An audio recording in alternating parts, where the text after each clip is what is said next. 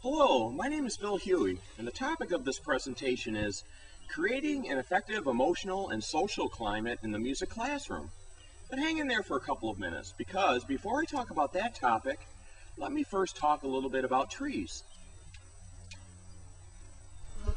Almost all trees will thrive in a sunny location, and even though there are no leaves on this tree yet, it's tall and strong and extremely healthy and grown up above the trees that surround it. But many trees, if they're grown in a shady area and don't get much sun, are never really able to reach their full potential, and a lot of times will even die. Trees cross-pollinate best when close to one another, and good pollination means healthy seeds and/or quality fruit, as we can tell from this clump here of striped maple. This is my lovely daughter Madeline, standing next to a tree that we've been training to grow up a certain way, the way we want it. We've been training this tree for about a year now. Sometimes trees need support in order to grow up nice and tall, as you can see from that piece of garden hose and the stake and the string that's holding this tree up nice and straight. And trees, at times too, need to be pruned. And although it's a somewhat shocking experience for a tree, in the long run, it will grow up stronger and healthier. And another thing, trees, and all plants for that matter, love fertilizer. It gives new growth a kickstart and helps to continue strong growth throughout the growing season, as demonstrated by these young tree seedlings here. Trees can also be badly damaged, so much so that it looks like they won't survive. But this tree, the inner bark is growing around the trunk again, and it's going to completely envelop and cover the bare wood. And it also has new shoots springing out from the base. So although it was devastated, in the right location, in this sunny location, this tree just may make it. This tree was also badly damaged. This was damaged this way in a windstorm about a year ago. But because of its location and the environment that it's in, this beautiful sunny location, this tree is probably going to make it. Also, trees can be crowded out or bullied by more dominant trees, as we can see from this example, where we have a dual trunk tree growing and a single trunk. Which one's going to win this battle in the long run? We're not sure. They both like this location another 10 or 20 years, and we'll probably find out. Right now you're probably saying to yourself, thank you very much for the tree lesson, but what in the world does this have to do with creating an effective emotional and social climate in the music classroom? Or maybe some of you have guessed where I'm going with this. I've been thinking, and lately I've come to the conclusion that trees are a lot like children. A child in an effective musical learning environment is like a tree in a sunny location.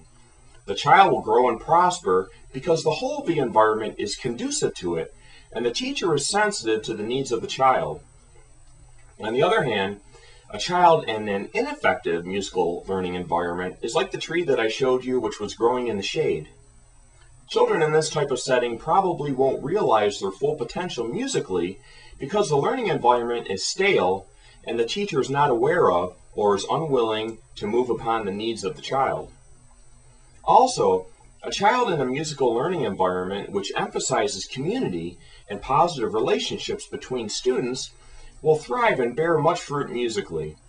Just like the clump of striped maple trees that were so healthy because of their close proximity to each other and also their dependence upon one another.